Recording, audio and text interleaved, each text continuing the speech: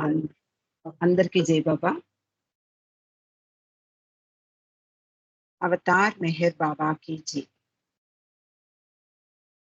బాబా ఇచ్చిన అనేక సందేశాలు మనము ప్రతిరోజు చదువుకుంటూనే ఉన్నాము. అయినా సరే వినపడుతోందండి.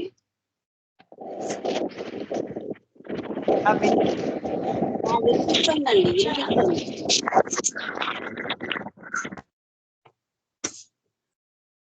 అవతార్ మెహర్ బాబాకి జై.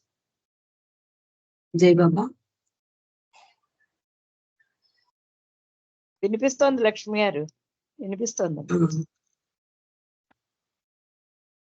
అవతార్ మెహర్ బాబాకి జై.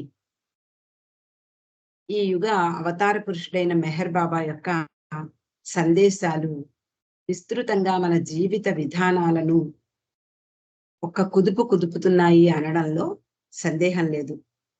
ఈ యుగంలో ఇచ్చినటువంటి సందేశాల వంటివి ఇంతకు ముందు అవతార కాలాల్లో ఎన్నడూ ఇచ్చినట్లుగా మనకు కనిపించదు. ఎందుకు అంటే మనకి మేధోపరమైనటువంటి జ్ఞానం పెంపొందింది ఈ యుగంలో. జ్ఞానం అంటే ప్రాపంచికమైనటువంటి జ్ఞానం పట్ల ఆసక్తి, అలాగే ప్రతి ఒక్కరూ అంటే ఈ రోజుల్లో ఉండేటటువంటి సాంకేతిక విజ్ఞానం పురోభివృద్ధిగాంచిన సందర్భంలో అందరికీ టెక్నాలజీ గురించి బాగా తెలుసు. కాబట్టి దానికి తగినట్లుగా ఈ యుగ అవతార పురుషుడైన మెహర్ బాబా అనేక సందేశాలు ఇచ్చారు. ముఖ్యంగా ఆయన భగవంతుడంటే, ఈ సృష్టికి కారణం ఏమిటి, ఈ విషయాలన్నీ కూడా మనకి గాడ్ స్పీక్స్ లో వివరించారు. అలాగే డిస్కోర్సెస్ లో మనకి మన జీవన విధానం ఎలా ఉండాలి, ఏ విధంగా జీవిస్తే మనము ఈ ప్రపంచానికి సంబంధించిన వాళ్ళమై ఉన్నా కూడా మాయకు కట్టుబడకుండా మాయ నుండి బయటపడగలము. ఈ విషయాన్ని మనకి డిస్కోర్సెస్ లో ఎంతో చక్కగా వివరించారు. వాటికి అంటే ఆ సందేశాలను మన జీవన విధానాల్లో అమలు చేసుకున్నట్లయితే మనకు నిజానికి ఆయన కొంగును పట్టుకున్నటువంటి ఆ ఫలితం తప్పకుండా నెరవేరుతుంది.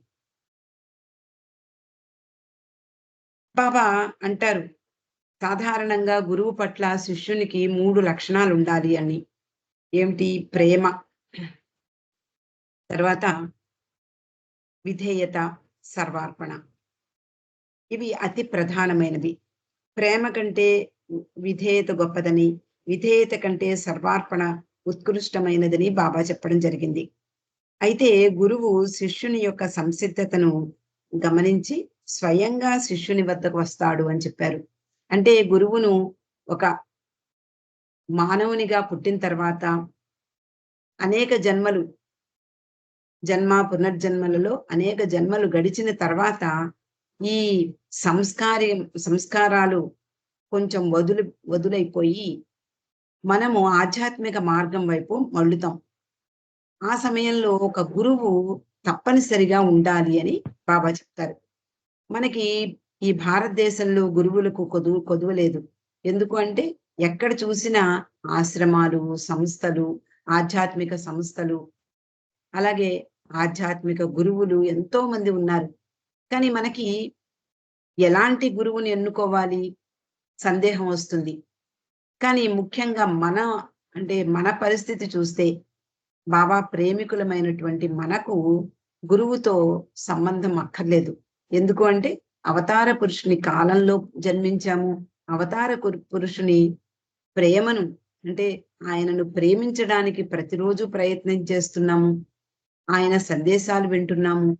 వాటిని కొంచెం కాకపోతే కొంచెమైనా ఆకళింపు చేసుకుంటున్నాము. మన జీవన విధానాల్లో వాటిని అమలు చేసుకునేందుకు ప్రయత్నం చేస్తున్నాము. కాబట్టి మనకి గురువు, దైవము, తల్లి, తండ్రి అన్ని ఆయనే.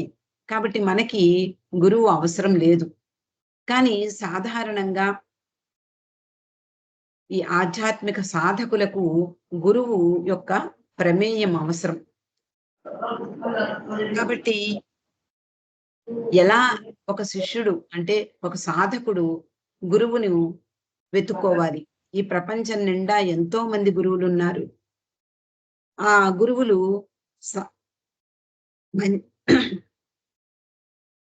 ఒక కపట గురువులా లేదా నిజాయితీ గలవాళ్ళ మనకు తెలీదు. ఎలా తెలుస్తుంది? ఎలా కనిపెట్టగలము?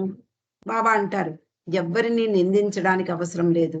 వాళ్ళ సంస్కారాల్ని బట్టి వాళ్ళు ప్రవర్తిస్తూ ఉంటారు. కాబట్టి ఒక గురువుని వెతుక్కోవలసిన వచ్చినప్పుడు అంటే ఆ శిష్యుని యొక్క సంసిద్ధతను బట్టి ఆ గురువే వెతుక్కుంటూ వస్తాడట ఆ శిష్యుణ్ణి. అందువలన ఈ సర్వార్పణ అనగా శిష్యుడు తనను తాను గురువునకు సమర్పించుకోవడం ఎలా సాధ్యమవుతుందో బాబా ఈ సందేశంలో వివరిస్తున్నారు. అంటే ప్రేమ కంటే విధేయత ముఖ్యమన్నారు. విధేయత కంటే సర్వార్పణ ముఖ్యమన్నారు. మరి సర్వార్పణ ఎలా చేసుకోగలడు? తనను తాను మరచిపోయి అన్నిటినీ వదిలి సర్వము గురువునకు ఎలా సమర్పణ చేసుకోగలడు ఒక శిష్యుడు అంటే బాబా అంటారు, నా సహాయం లేకుండా నిన్ను నీవు నాకు సమర్పించుకోలేవు అన్నారు. అంటే దానికి కూడా ఆయన సహాయం అవసరమే. మన ప్రమేయం ఏమీ లేదు యాక్చువల్‌గా.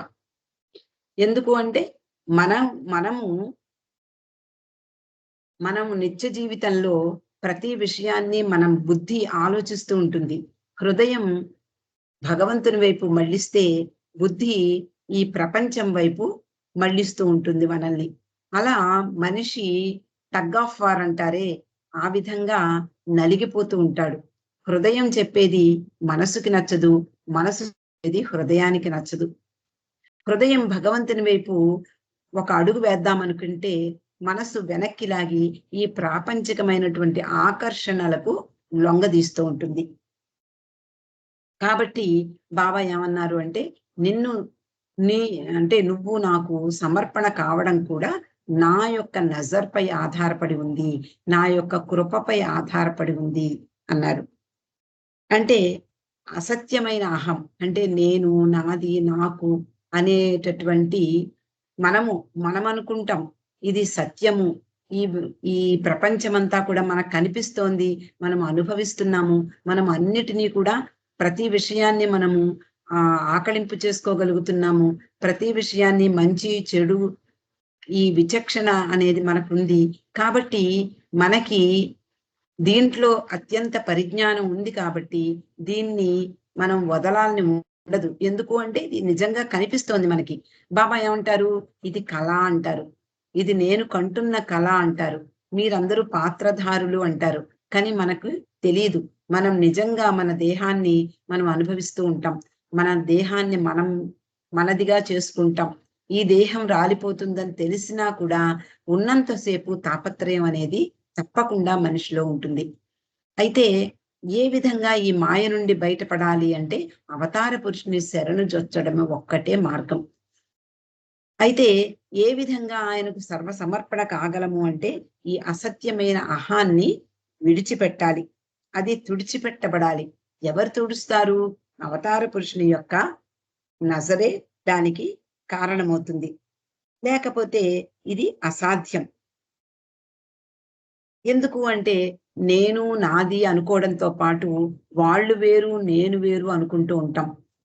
మన ఇంట్లో ఉన్నవాళ్ళైనప్పటికీ కూడా వాళ్ళు వేరు, మనం వేరు. ఎందుకంటే వాళ్ళ సంస్కారాలు వేరు, మన సంస్కారాలు వేరు. వాళ్ళ యొక్క ఆలోచనలు వేరు, మన యొక్క ఆలోచన వేరు. వాళ్ళ బుద్ధి యొక్క పరిపక్వత వేరు, మన యొక్క బుద్ధి పరిపక్వత వేరు.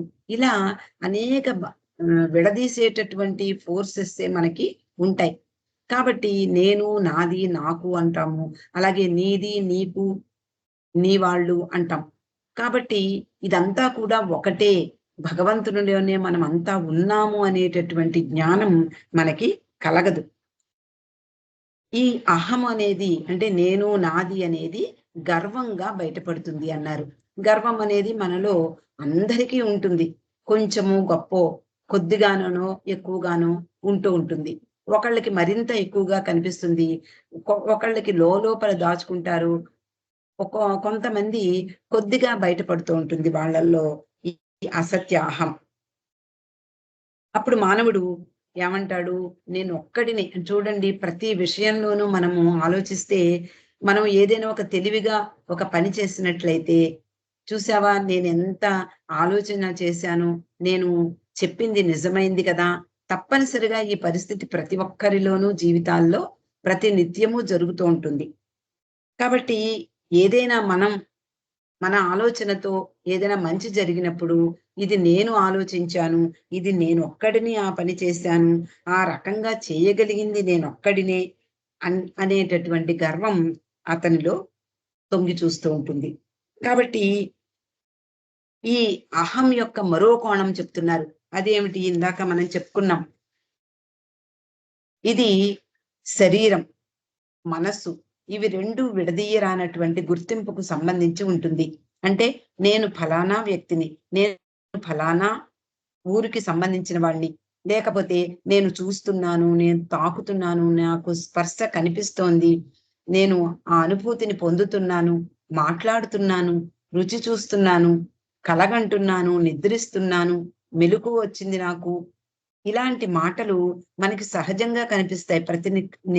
ప్రతి నిత్యము, అంటే ప్రతి క్షణము కూడా మనం ఈ మాటల్ని మాట్లాడుతూనే ఉంటాం. నేను, నేను అనకుండా ఏ మాట మన నోటి వెంట రాదు. కాబట్టి ఇవన్నీ కూడా సహజమే కదా! నేను కదా చేశాను, నేను కదా కలగంటున్నాను, నేను కదా నిద్రిస్తున్నాను, నేను కదా మేల్కొన్నాను, నేను కదా వంట చేస్తున్నాను.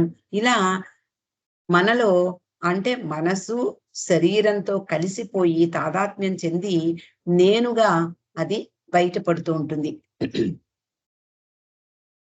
కాబట్టి దాన్ని, అంటే ఈ అసత్య అహాన్ని నిజమైన అహంగా, అంటే సత్యమైన అహంగా మారడం అనేది చాలా కష్టం.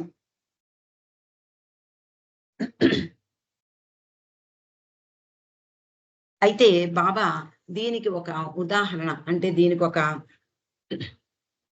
పరిష్కారం చెప్పారు. అది ఏమిటి అంటే, సాధు సత్పురుషుల సాంగత్యం.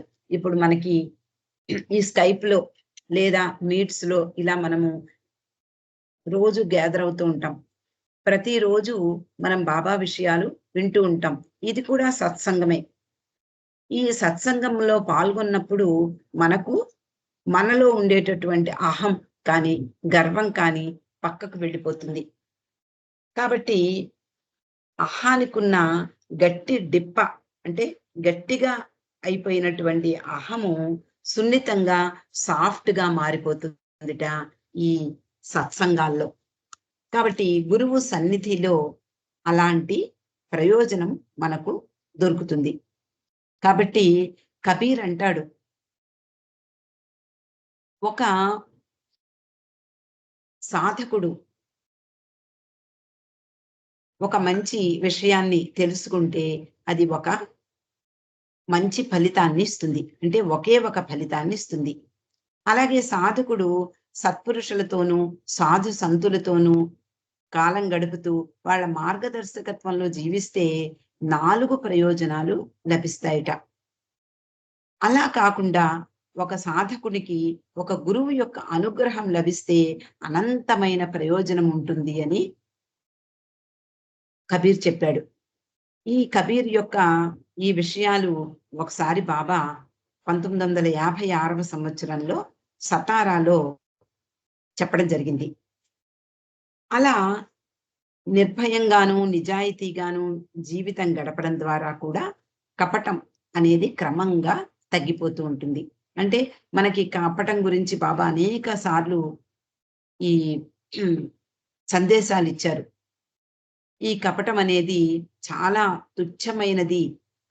అన్నిటిని భగవంతుడు క్షమిస్తాడు కానీ, భగా భగవంతుడు క్షమించని నేరం ఏదైనా ఉంది అంటే అది కపటం మాత్రమే అంటారు. కపటము అంటే మనలో, అంటే మన మనసులో ఒకటుంటుంది. బయటికి మాత్రం మనం ఒకటి మాట్లాడుతూ ఉంటాం. ఇది ప్రతి నిత్యము మనలో జరుగుతూనే ఉంటుంది. అంటే మనకి తెలిసిన వాళ్ళొస్తారు. వాళ్ళ పట్ల మనకి వాళ్ళంటే మనకి నచ్చదు.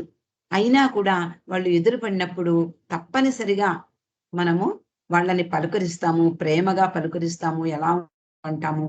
కానీ వాళ్ళు వెళ్ళగానే మనలో ఆ ఏహ్య భావం అనేది నిండిపోతుంది. ఎందుకు ఇలా ప్రవర్తిస్తాము అంటే తప్పనిసరిగా ఈ సమాజంలో జీవించడానికి అది ఒక మార్గం. అందరూ మంచివాళ్ళు, వాళ్ళు మంచివాళ్ళు అని అనుకోవాలనే ఒక ఉద్దేశం కూడా మనలోనే ఉంటుంది. కాబట్టి ఇలాంటి అంటే గురువు సన్నిధిలో అలాగే లేక అవతార పురుషుని యొక్క సన్నిధిలో మనలో ఉన్నటువంటి కపటము నిజాయితీగా మారిపోతుంది. అలాగే మనలో ఉండేటటువంటి అహము అనే గట్టి డిప్ప సాఫ్ట్‌గా అంటే చాలా సున్నితంగా తయారైపోతుంది. అయితే మరి ఈ అసత్య అహం తుడిచిపెట్టబడినప్పుడు భగవంతుడు వ్యక్తమై ఏకత్వంలో శాశ్వతంగా ఇమిడిపోతుంది.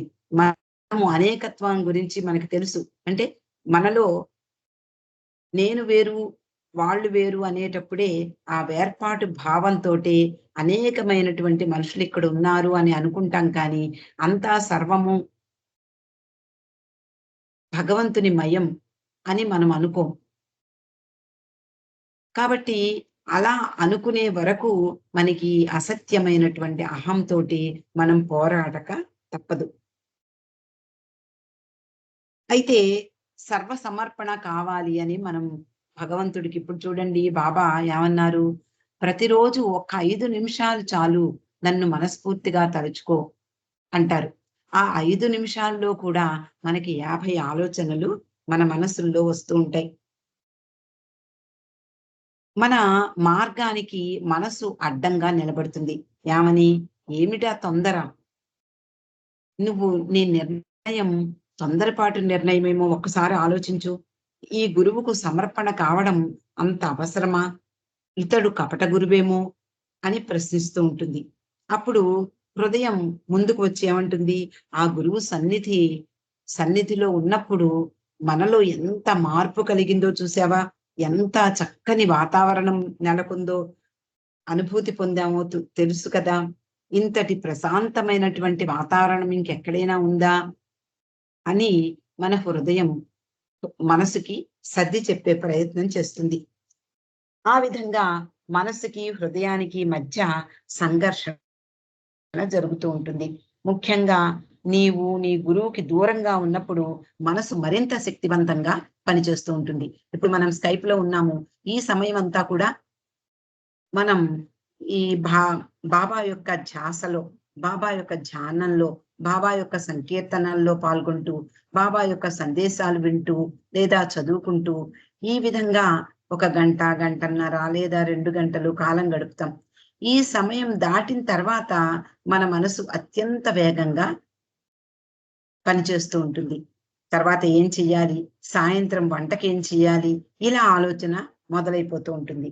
కాబట్టి ఈ కాసేపు కూడా మనము చాలా హాయిగా మంచి వాతావరణం, ప్రేమ వాతావరణంలో ఉంటాం. కాబట్టి మనం హృదయము దీన్ని కోరుకుంటూ ఉంటుంది. కానీ మనస్సు పద పద తొందరగా అవుతోంది, టైం అయిపోతోంది, నీకు బోలెడంత పనుంది అంటూ అది అడ్డం తగులుతూ ఉంటుంది. కాబట్టి హృదయం యొక్క ఎప్పటికైనా హృదయం గొంతుని ఈ మనస్సు నొక్కేస్తూ ఉంటుంది. అది నీరసపడిపోతూ ఉంటుంది. అందువలన గురువు పట్ల తిరుగులేని విశ్వాసం ఉండడం చాలా కష్టము అంటున్నారు బాబా.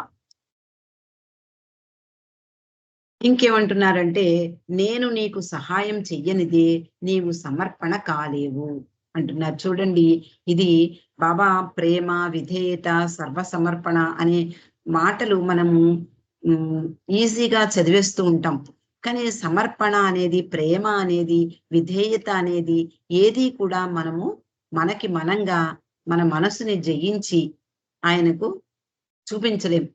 అంతే కదా! ప్రేమ కూడా దైవీ ప్రేమ. మనలో భగవంతుడే మనకు కానుకగా ఇవ్వాలి. అలాగే విధేయత గురువు కానుకగా ఇవ్వాలి అన్నారు. సమర్పణ మనము ఆయనకు కానుకగా ఇవ్వాలి అని చెప్పారు. కానీ మనము సమర్పణ దగ్గరకొచ్చేసరికి మనకున్నదంతా ఇచ్చెయ్యాలి అనుకున్నప్పటికీ అది మన మనసు వ్యతిరేకిస్తూ ఉంటుంది. ఎందుకు అంటే మనసు ఉన్నంత సేపు ఈ సంఘర్షణ హృదయానికి, మనస్సుకి సంఘర్షణ తప్పదు. కాబట్టి బాబా ఏమంటున్నారు, నేను నీకు సహాయం చెయ్యకపోతే నిన్ను నీవు సమర్పణ చేసుకోలేవు. నీ సమర్పణ సంపూర్ణమైన క్షణంలో నా కృప వర్షిస్తుంది. కనురెప్పపాటు కాలంలో అనంత మహాచైతన్యం అనే గమ్యం సిద్ధిస్తుంది. కాబట్టి నా కృప కోసం, నా అనుగ్రహం కోసం నువ్వు తప్పించు. నా ప్రేమను పొందే అవకాశాన్ని నీకుగా నువ్వు కలగజేసుకో. కాబట్టి ఆ విధంగా నన్ను ప్రేమించినట్లయితే, సదా నన్ను ధ్యానించినట్లయితే, అన్ని పనుల్లోనూ అంటే కాన్స్టెంట్ కంపానియన్ గా చేసుకున్నట్లయితే, నా కొంగును గట్టిగా పట్టుకున్నట్లయితే, నీకు తప్పనిసరిగా ఏదో ఒక రోజు నా కృప లభిస్తుంది, నా సహాయం లభిస్తుంది, నువ్వు నాకు సర్వ సమర్పణ కాగలవు అని మనకి భరోసా ఇస్తున్నారు. లేకపోతే ఏదైనా సందేశాలు చదివినప్పుడు మనకి ధైర్యం ఉండదు. అమ్మో, ఇది మనకి అసాధ్యము, మనకి ఈ జన్మకి సరిపోదేమో, ఈ జన్మ సరిపోదు మనకి అనుకుంటూ ఉంటాం. కానీ భగవంతుడు దయామయుడు. బాబా అదే చెప్తారు, నేను కరుణా సముద్రుణ్ణి, నా కరుణ ఎల్లప్పుడూ ప్రవహిస్తూనే ఉంటుంది. కానీ మీరు మీ అహము అనేటటువంటి గొడుగును అడ్డం పెట్టుకుంటూ ఉంటారు. నా కృపా వర్షానికి అడ్డంగా మీ సంస్కారాలనే గొడుగు అడ్డం ఉంటూ ఉంటుంది. ఆ అడ్డం కారణంగా నా కృప మీ మీద ప్రసరించడానికి కష్టమవుతుంది. ఆ సంస్కారాలనే గొడుగు అడ్డమవుతుంది. మీ అహము అనే డిప్ప, గట్టి డిప్ప వల్ల అది నా కృప నీ మీద వర్షించడం కష్టమవుతుంది. దాన్ని నువ్వు అనుభూతి పొందలేవు. కాబట్టి నేను నీకు సహాయం చెయ్యాలి అంటే నిరంతరము నన్ను స్మరించుకో, నా ధ్యాసలో ఉండు, నా యొక్క కొంగును గట్టిగా పట్టుకో అంటారు. అయితే ఒకసారి మెహరాబాద్లో ఆ రోజు పర్షియా వాళ్ళ యొక్క నూతన సంవత్సరం, ఉగాది వాళ్ళకి ఆ సంవత్సర ప్రారంభం. బాబాకు మండలి వాళ్ళందరూ కూడా స్నానం చేయించారు, ఆయనకు హారతి ఇచ్చారు. అలాగే మండలి వారంతా బాబాతో ఫోటోలు తీయించుకున్నారు. బాబా వెంటనే ఆరంగాం గ్రామంలోకి వెళ్ళిపోయారు. బాబా వెనకే మండలి సభ్యులందరూ కూడా ప్రయాణించారు. ఆరంగాం గ్రామానికి వెడుతూ ఉన్నారు. ఆ రోజు వాళ్ళల్లో సొరాబ్జీ దేశాయ్ కూడా ఉన్నాడు. ఈ సొరాబ్జీ దేశాయ్ నవసారికి చెందినటువంటి బాబాకు అత్యంత ప్రియమైన శిష్యుడు. అతనికి సాధు సత్పురుషుల వెంట పడడము, ఆయన వాళ్ళ యొక్క వెనకాతలే ఉండి వాళ్ళ యొక్క పాద ధూళిని సేకరించడము అలవాటు. కాబట్టి ఆ రోజు బాబా వెనకే ఉండి నడుస్తూ ఉన్నాడు. అలా నడిచేటప్పుడు ఈ బాబా యొక్క పాద ధూళిని సేకరిస్తూ ఎంతో అమూల్యమైనటువంటి పెన్నిధిగా దాచుకోవడం ఆయనకి అలవాటు. కాబట్టి ఇప్పుడు కూడా అంటే బాబా వెనక నడుస్తూ, అంటే అతనికి సాధు సత్పురుషుల వెంట నడవడము, వాళ్ళ యొక్క పాదధూళిని సేకరించడం అలవాటే. కానీ ఇక్కడ బాబా ముందు నడుస్తూ ఉంటే అతడు బాబా వెనకే ఉంటూ బాబా పాదాల కింద ఉన్న ధూళిని సేకరించసాగాడు. అలా చేస్తూ కాసేపటికి అతని మనసు పనిచేయడం ప్రారంభించింది. ఏమిటి అంటే, ఇతరులు తన గురించి ఏమనుకుంటారో అని అటు ఇటు చూశాడు. ఎగతాళి చేస్తారేమో అనుకుని ఆలోచించాడు. మరి సర్వజ్ఞుడైన బాబాకు ముందే నడుస్తున్నారు ఆయన. ఆయనకి తెలియని విషయం అంటూ ఉండదు కదా. అందరి మనస్సులను, హృదయములను చదివేటటువంటి ఆయన సర్వశక్తిమంతుడు. ఆయన సొరాబ్జీ దేశాయ్ మనసులో ఆరాటాన్ని కనిపెట్టి, గురువు పాదాల కింద ఉన్న ధూళికున్న ప్రాధాన్యతను ఎవ్వరూ ఊహించలేనిది. పాదాల కింద ఉన్న ధూళి అంటే దాన్ని తొక్కినా, దాన్ని నుదుటికి తాకించినా, లేదా దాన్ని తొక్కివేసినా అది ఏమీ ఉలకదు, పలకదు. అలా నా పాదాల కింద ఉన్నవారు ఉత్కృష్టమైన స్థాయిని చేరుకోగలరు. మీ అహము, దర్పము, గర్వము అన్నీ ధూళిగా మారిపోవాలి. అప్పుడు మాత్రమే ధూళి పరిపూర్ణ ప్రకాశంతో వెలుగొందుతుంది అని సొరాబ్జీ దేశాయికి ఆ రోజు చిన్న ప్రవచనం ఇచ్చారు. ఆ బాబా మాటలు ఆ సొరాబ్జీ దేశాయి మదిలో ఎంతో అంటే పారవస్యం కలిగించాయిట. పరవశించిపోయాడు బాబా మాటలు విని. ఎంతటి అద్భుతమైన విషయాలు చెప్పారు. నిజానికి ఇలాంటి విషయాలు ఎవరైనా చెప్పగలరా? అవతార పురుషుడు తప్ప ఈ యుగానికి, అంటే ఈ యుగ మానవాళికి ఎలాంటి అవసరం ఉందో ఆయనకి తెలిసినంతగా మరెవరికీ తెలియదు. అలాగే మరొక సంఘటన కూడా తెలుసుకునే ప్రయత్నం చేద్దాం. 1956వ సంవత్సరంలో బాబా సతారాలో ఉన్నారు. ఆయన ఏకాంతవాసం, అంటే 1 సంవత్సరం పాటు ఏకాంతవాసంలో ఉంటానని ప్రకటించారు. ఆ ఏకాంతవాస సందర్భంలో అనేక మంది మస్తులను తన దగ్గరికి రావించుకున్నారు. లేదా కొంతమంది మస్తుల్ని కలవడానికి, అలాగే దర్గాలను దర్శించడానికి ఆయన ఔరంగాబాద్ ప్రాంతమంతా కూడా తిరిగి వస్తూ ఉండేవారు. ఒకసారి భావూజీ అక్కడ, అంటే అంతకు ముందే ఒక 2-3 సంవత్సరాలైంది బాబా దగ్గరికి వచ్చి. బాబా యొక్క పనిచేసే విధానం, ఆయన యొక్క కార్య విధానం ఇంకా పూర్తిగా అర్థం కాలేదు. అనేక సార్లు ఆయనను బాబా చాలా వేధించారు. అంటే గుణపాఠం నేర్పడానికి. ఏమిటి, ఒక గురువు దగ్గర ఉన్నప్పుడు ఏ విధంగా శిష్యుడు మెలగాలి, ఏ విధంగా ఆయన యొక్క ఆదేశాన్ని తూచా తప్పకుండా పాటించాలి అనే విషయాన్ని తెలియబరుస్తూ ఉండేవారు. అనేక సంఘటనల ద్వారా భావూజీని సతాయించి వదిలిపెట్టారు. ఎంత బాధ పెట్టారు అంటే బాబా శిష్య మండలిలో ఎవరిని అంతగా బాధ పెట్టినట్లుగా మనకు తోచదు. అలా ఒకసారి ప్రతిసారి ఆ రోజు, అంటే ఆ రోజుల్లో 2.5 మైళ్ళ దూరంలో ఉండేటటువంటి పోస్ట్ ఆఫీస్ కు వెళ్ళి ఉత్తరాలు తీసుకొచ్చేవాడు. అలాగే పోస్ట్ చేయడానికి అంత దూరము వెళ్ళి పోస్ట్ చేసి వస్తూ ఉండేవాడు.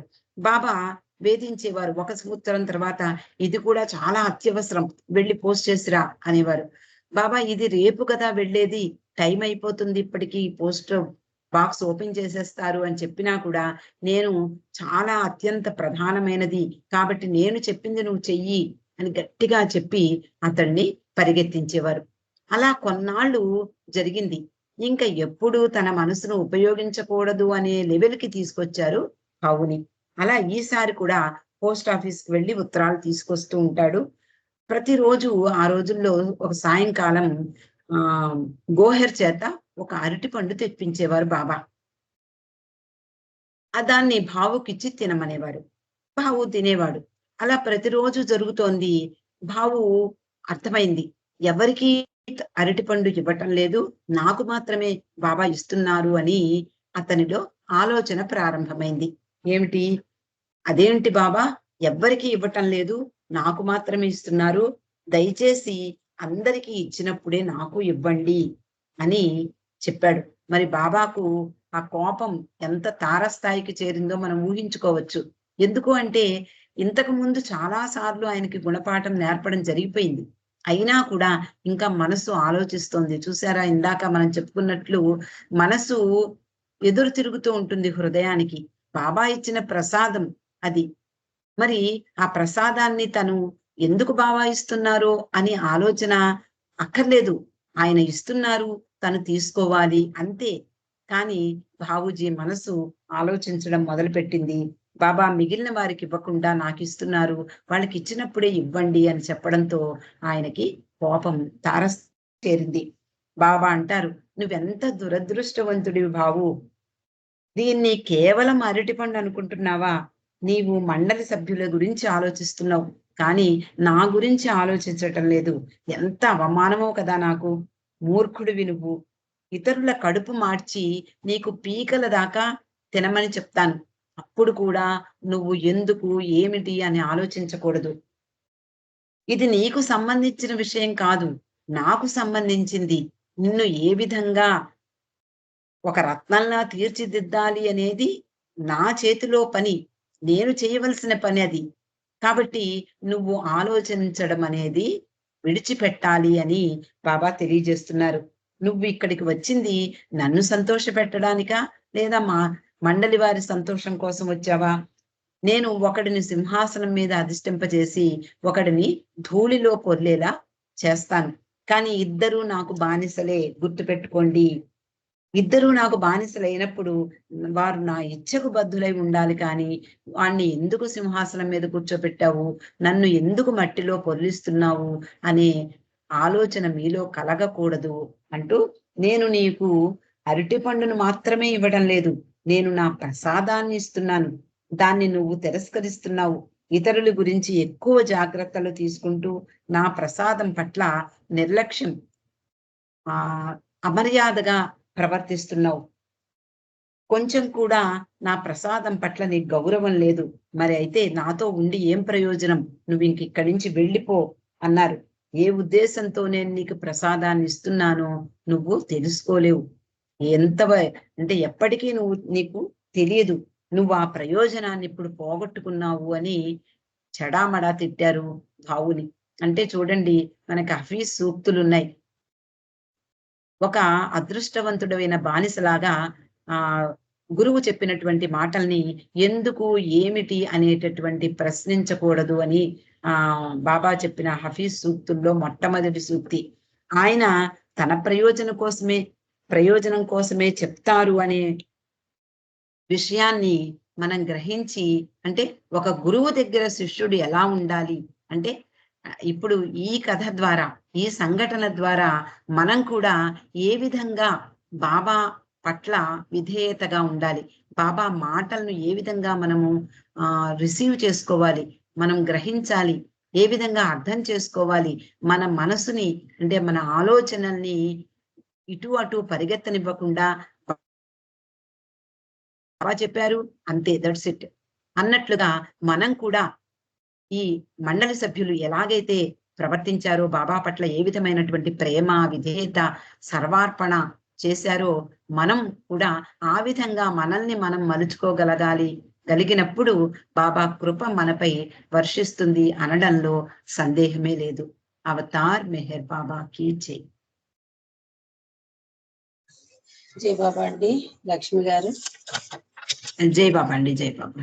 మనం గురువుతో ఉన్నప్పుడు ఎలా ఉండాలి, అవకాశాన్ని, బాబా యొక్క సందేశాలను మీతో పంచుకునే అవకాశం కలిగినందుకు అందరికీ జై బాబా. అందరికీ జై. జై బాబా అండి. జై బాబా. మనం గురువుతో ఉన్నప్పుడు ఎలా ఉండాలి అని తెలియజేస్తూ బాబా ఇచ్చిన సందేశాలు మాకు చక్కగా తెలియజేశారండి. మీకు ధన్యవాదాలు. జై మెహర్ బాబా. జై బాబా. ఇప్పుడు సంకీర్తనలో భాగంగా ధనలక్ష్మి గారు. జై బాబా అండి. ధనలక్ష్మి గారు. ధనలక్ష్మి గారు జై బాబా. మీ పాపది ఈ రోజు బర్త్డే కదండి. పాప మీ వారు మీరు కూడా పాడండి, టైం ఉంది కాబట్టి. మేము ముగ్గురు చిన్న చిన్న సంకీర్తనలు పాడండి, వాళ్ళకి బర్త్డే విషెస్ తెలియజేయవలసింది. పాప పాడుతుంది. ఓకే అండి. జై బాబా. అమ్మ Jyotsna, happy birthday to you. జై బాబా. థ్యాంక్ యూ అండి. జై బాబా. అవతార్ మెహర్ బాబా కీ జై. ఎంత సుదినమో బాబా ఈ క్షణము, ఎంత సుదినమో బాబా ఈ క్షణము, ప్రేమతో నిన్ను కీర్తించు భాగ్యము, ప్రేమతో నిన్ను కీర్తించు భాగ్యము, ఎంత సుదినమో ఈ క్షణము, ఎంత సుదినమో. కనులు నిన్ను పదే పదే చూడగోరుచున్నవి, కనులు నిన్ను పదే పదే చూడగోరుచున్నవి, కరములు వాటంతటవే నీకు మ్రొక్కుచున్నవి, కరములు వాటంతటవే నీకు మ్రొక్కుచున్నవి, ఎంత సుదినమో బాబా ఈ క్షణము, ఎంత సుదినమో. నాలుకపై నీ పాటలు నాట్యమాడుచున్నవి, నాలుకపై నీ పాటలు నాట్యమాడుచున్నవి, నా వీణులు ఆ పాటలు వినగోరుచున్నవి, నా వీణులు ఆ పాటలు వినగోరుచున్నవి, ఎంత సుదినమో బాబా ఈ క్షణము, ఎంత సుదినమో. మరువలేను మరువలేను ఈ మధుర క్షణాలు, మరువలేను మరువలేను ఈ మధుర క్షణాలు, విడువలేను విడువలేను మెహరు దివ్య చరణాలు, విడువలేను విడువలేను మెహరు దివ్య చరణాలు. ఎంత సుదినమో బాబా ఈ క్షణము, ఎంత సుదినమో బాబా ఈ క్షణము, ప్రేమతో నిన్ను కీర్తించు భాగ్యము, ప్రేమతో నిన్ను కీర్తించు భాగ్యము. ఎంత సుదినమో బాబా ఈ క్షణము, ఎంత సుదినమో. అవతార్ మెహర్ బాబాకి జై. జై బాబా. అందరికి థ్యాంక్ యూ ఆంటీ. జై బాబా అమ్మ, మంచి సంకీర్తన చక్కగా పాడి వినిపించావు, నీకు ధన్యవాదాలు. జై Meher Baba. Happy birthday to you once again. ఇప్పుడు మారుతి గారు జై బాబాని మీరు ఒక సంకీర్తన చేయవలసిందిగా కోరుతున్నాను. మీకు కూడా హ్యాపీ బర్త్డే టు యూ అండి. జై బాబా అండి. జై బాబా. జై బాబా. అవతార్ మెహర్ బాబాకి జై. ప్రియమార పిలచినంత పలికేవు ప్రేమమూర్తి, నీ నామం అతి మధురం, నీ స్మరణయే మాకు అభయం. ప్రియమార పిలచినంత ఫలితాన్ని కోరకనే సేవించమన్నావు, కోరికలు లేకుండా జీవించమన్నావు. ఫలితాన్ని కోరకనే సేవించమన్నావు, కోరికలు లేకుండా జీవించమన్నావు. సర్వమర్పించి మనసు నసింప ప్రేమలో బ్రతుకమన్నావు. ప్రియమార పిలచినంత పలికేవు ప్రేమమూర్తి, నీ నామం అతి మధురం, నీ స్మరణయే మాకు అభయం. ప్రియమార పిల మౌనంగా ఉంటూనే ఎంతెంతో చెప్పావు, చిరుమందహాసంతో మా చేరువయ్యావు. మౌనంగా ఉంటూనే ఎంతెంతో చెప్పావు, చిరుమందహాసంతో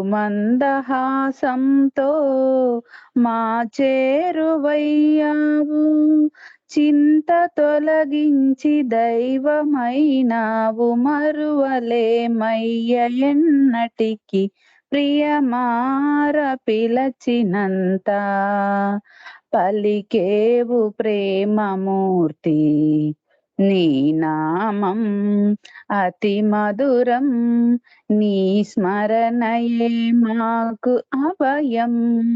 ప్రియమార పిలచినంత. అవతార్ మెహర్ బాబాకి జై. అందరికీ జై బాబా. నాగలక్ష్మి గారు జై మెహర్ బాబా. Thank you. జై మెహర్ బాబా అండి. ధనలక్ష్మి గారు మంచి సంకీర్తన చక్కగా పాడి వినిపించారు, మీకు ధన్యవాదాలు. జై మెహర్ బాబా. మీ వారు పాడతారండి జై బాబా? జై బాబా అండి. లేదు, పాడలేదు. ఓకే అండి, జై బాబా. ఇప్పుడు రమణమ్మ గారు మీరు ఒక సంకీర్తన చేయవలసిందిగా కోరుతున్నాను. జై బాబా అండి. రమణమ్మ ఆంటీ గారు.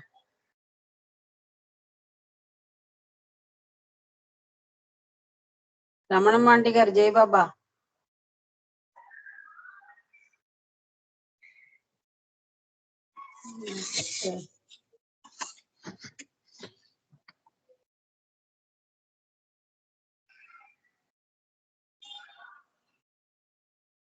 ఎం నాగమణి గారు మీరు సంకీర్తన చేస్తారండి? నాగమణి గారు. ఏ నాగమణి? ఎం ఎం ఎం నాగమణి గారు చైనా చేయండి.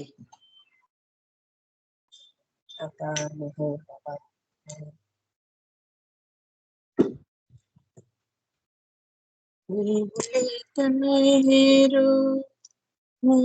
లేను, నీవు లేని నేను కాని కాను. నీవు లేక మేము లేని లేము, నీవు లేని మేము కాని కాము. మహిని వెలసినావు మానవుని గమాలో, మహిమ చూపినావు మాయ తొలగు మాలో. మహిని వెలసినావు మానవుని గమాలో, మహిమ చూపినావు మాయ తొలగు మాలో. మనసనేది లేని మార్గమేదో చూపి, మనసనేది లేని మార్గమేదో చూపి, మనిషిని దైవంగా మార్చేది నీవు, మనిషిని దైవంగా మార్చేది నీవు. నీవు లేక మేము లేని లేము, నీవు లేని మేము కాని కాము. కలలు కావు నిజము, కథలు కావు రుజువు, కలలు కావు నిజము, కథలు కావు రుజువు. కనుల ముందు కదిలే కాంతి రూపే నీవు, కనుల ముందు కదిలే కాంతి రూపే నీవు. కరిగిపోయే కాలం తరిగిపోయే ప్రాయం, కరిగిపోయే కాలం తరిగిపోయే ప్రాయం. కడలిలో నదిని కలిపేది నీవు, కడలిలో నదిని కలిపేది నీవు. నీవు లేక మేము లేని లేము, నీవు లేని మేము కాని కాము. హృదయ తలపు నీకై తెరచి ఉంచినాము, ఉన్నదంత నీవని తలచి కొలచినాము.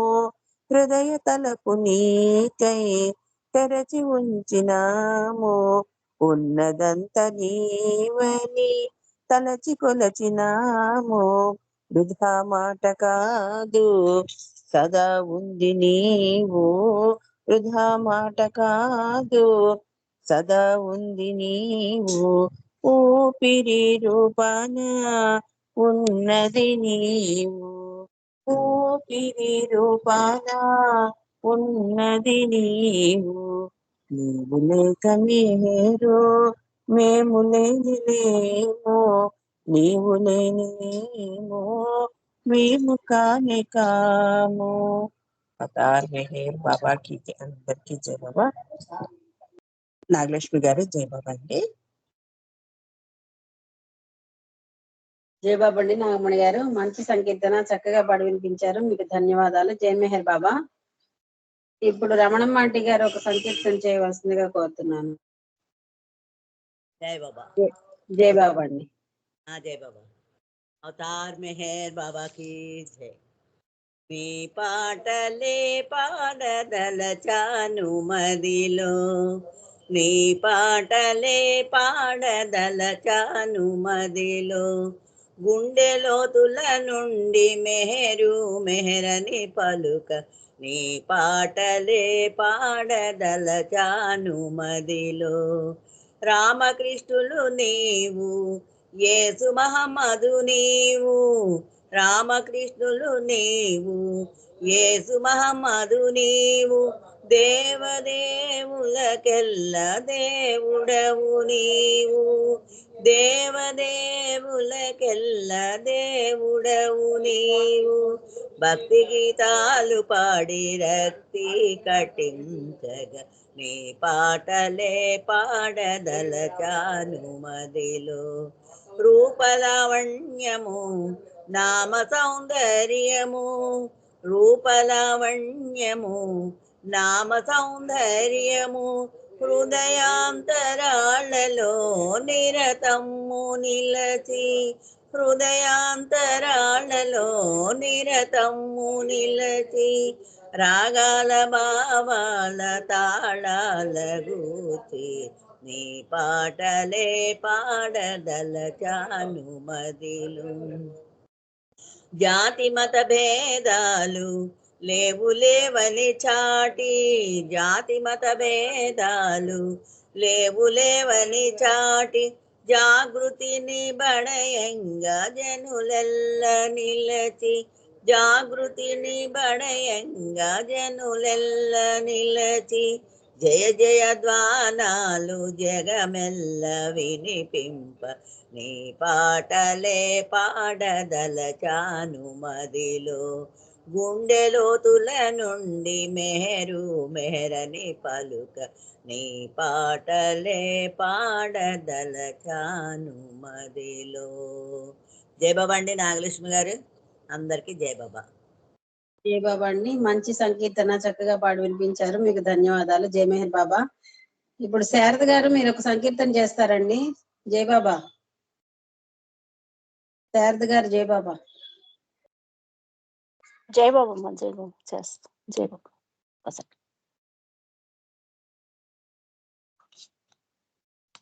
जय बाबा। अवतार मेहर बाबा की जय। अवतार मेहर बाबा की जय। దైవమే మానవుడై వచ్చాడు, శ్రీ మెహరుడై మన మధ్యన మసలాడు. నిజముగా దైవమే మానవుడై వచ్చాడు, శ్రీ మెహరుడై మన మధ్యన మసలాడు. నిజముగా దైవమే మానవుడై వచ్చాడు. ఎదలోతుల నుండి స్మరణ చేద్దాము, స్మరిస్తూ మెహరుని చూద్దాము. దైవమే మానవుడై వచ్చాడు, శక్తి జ్ఞానానంద సాగరుడు, ఆది అంతము లేని అనంతుడు. శక్తి జ్ఞానానంద సాగరుడు, ఆది అంతము లేని అనంతుడు. ఉన్నతులకు ఉన్నతుడు, శాశ్వతుడు. దిగి వస్తే సాధారణ మానవుడు, ఆరూపున వెలసినట్టి మాధవుడు. నిజముగా దైవమే మానవుడై వచ్చాడు, శ్రీ మెహరుడై మన మధ్యన మసలాడు. నిజముగా దైవమే మానవుడై వచ్చాడు, సృష్టి కొరకై బాధననుభవింప మానవునిగా వస్తాడు ఆ దేవుడు. సృష్టి కొరకై బాధననుభవింప మానవునిగా వస్తాడు ఆ దేవుడు. వచ్చింది దేవుడని తెలిసి తెలియని మనము, వచ్చింది దేవుడని తెలిసి తెలియని మనము, అవమానాలెన్నెన్నో చేస్తాము. అనుమానముతో అతనిని చూస్తాము. నిజముగా దైవమే మానవుడై వచ్చాడు, శ్రీ మెహరుడై మన మధ్యన మసలాడు. నిజముగా దైవమే మానవుడై వచ్చాడు, ప్రేమే తను అంత నింపుకున్నాడు. ప్రేమే ఈ మార్గమన్నాడు. ప్రేమే తను అంత నింపుకున్నాడు. ప్రేమే ఏకైక మార్గమన్నాడు. ప్రేమించే తీరేదో తెలుసుకొని, ప్రేమించే తీరేదో తెలుసుకొని, అప్పుడే దారేదో వెతకాలి. మెహర్ శ్రీ మెహర్ అంటూ బ్రతకాలి. దైవమే మానవుడై వచ్చాడు. శ్రీ మెహరుడై మన మధ్యన మసలాడు.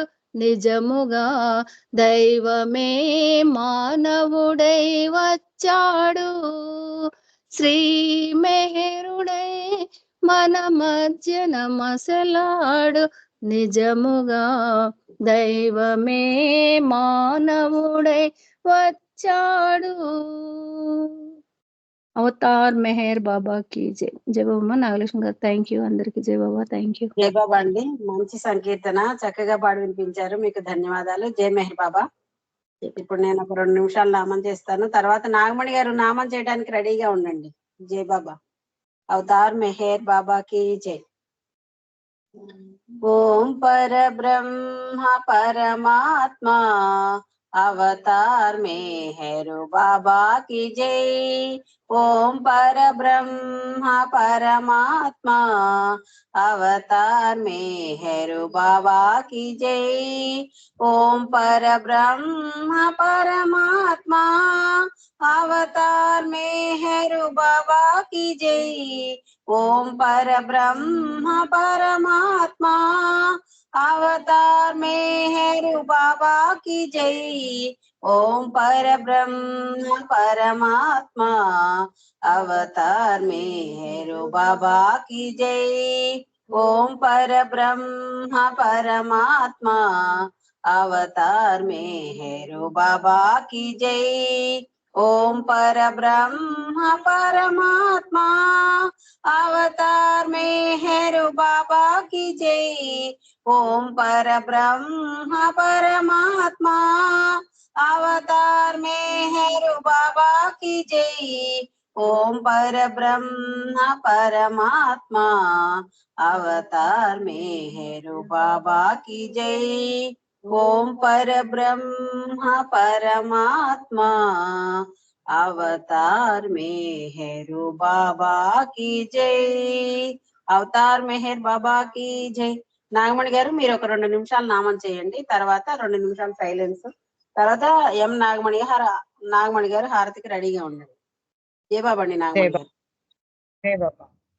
సచిదానంద పరమానంద మెహరు బాబా విజ్ఞానంద మెహరు బాబా విజ్ఞానంద మెహరు బాబా విజ్ఞానంద సచిదానంద పరమానంద మెహరు బాబా విజ్ఞానంద మెహరు బాబా విజ్ఞానంద మెహరు బాబా విజ్ఞానంద సచిదానంద పరమానంద మెహరు బాబా విజ్ఞానంద మెహరు బాబా విజ్ఞానంద మెహరు బాబా విజ్ఞానంద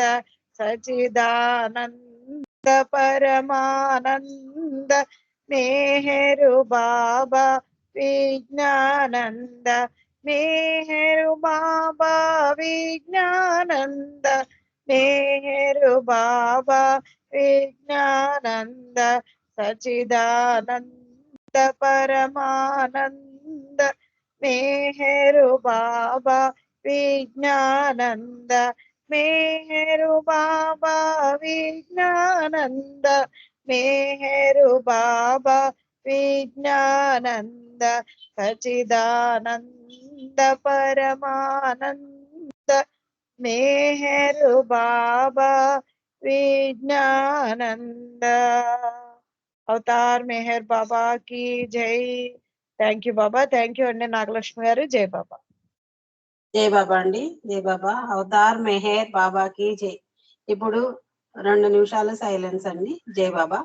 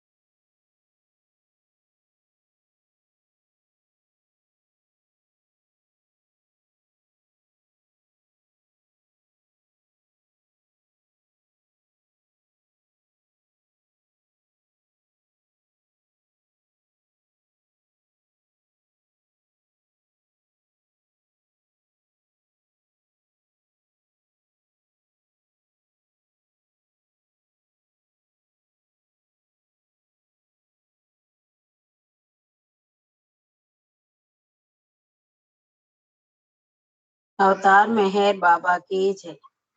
నాగమణి గారు జై బాబా అండి. బాబాకి హారతి ఇవ్వండి. జై బాబా. ఎం నాగ. జై బాబా అండి. నాకు జై బాబా. జై. అవతార్ మెహర్ బాబా కి జై. అందరికి జై బాబా. మనసు హారతిదే మనసు హారతిదే మనసు హారతిదే మహిమాన్విత మంగళ చరణ మెహరు బాబా ప్రేమమయ నీవే మాకు సర్వమయ. మనసు హారతిదే మనసు హారతిదే మనసు హారతిదే మహిమాన్విత మంగళ చరణ మెహరు బాబా ప్రేమమయ ఇవే సర్వమయ. శ్రీకరమౌ సుందర రూపం శుభకరమౌ ఆనంద స్వరూపం. శ్రీకరమౌని సుందర రూపం శుభకరమౌ ఆనంద స్వరూపం. విమల దయాగుణ ప్రేమ స్వరూపం విమల దయాగుణ ప్రేమ స్వరూపం. నిరుపమ తేజో విలసిత సత్య స్వరూపం. మెహరు బాబా ప్రేమమయ నీవే మాకు మనసు హారతిదే మనసు హారతిదే నీ సేవే మా ఇహము పరము. నిన్ను సేవించే జన్మే ధన్యం. నీ సేవే మా ఇహము పరము. నిన్ను సేవించే జన్మే ధన్యం. నీ చరణములే శరణం శరణం నీ చరణములే శరణం శరణం. జీవిత పరమావధి నీ సన్నిధి కాదా. మెహరు బాబా ప్రేమమయ నీవే మాకు సర్వమయ. మనసు హారతిదే మనసు హారతిదే మానస చోరా మదిగై కోరా. శాశ్వతమౌని దరి రానీరా మానస చోరా మదిగై కోరా. శాశ్వతమౌని దరి రానీరా. అంజలితోనే మా మనసులు నీకు అంజలితోనే మా మనసును నీకు హారతి చేసాము మౌన స్వరూప మేరు బాబా ప్రేమమయ నీవే మాకు సర్వమయ మనసు హారతిదే మనసు హారతిదే మనసు హారతిదే మహిమాన్విత మంగళ చరణ మేరు బాబా ప్రేమమయ నీవే మాకు సర్వమయ మేరు బాబా ప్రేమమయ నీవే మాకు సర్వమయ अवतार मेहर बाबा की जय अवतार मेहर बाबा की जय अवतार मेहर बाबा की जय प्रेमावतार मेहर बाबा की जय मौनावतार मेहर बाबा की जय युगावतार मेहर बाबा की जय परात्पर परब्रह्म अवतार मेहर बाबा की जय जय बाबा नागलक्ष्मी गाరు అందరికీ జయ బాబా అండి. నాగమణి గారు, బాబాకి మీరు ఇచ్చిన హారతితో ఈ రోజు కార్యక్రమం ముగిసింది. మళ్ళీ రాత్రి 9:30కి ఇదే కార్యక్రమంలో మళ్ళీ కలుసుకుందాము. అందరికీ జై బాబా అండి. అవతార్ మెహర్ బాబాకి జై. జై బాబా అండి. జై బాబా అందరికీ జై బాబా.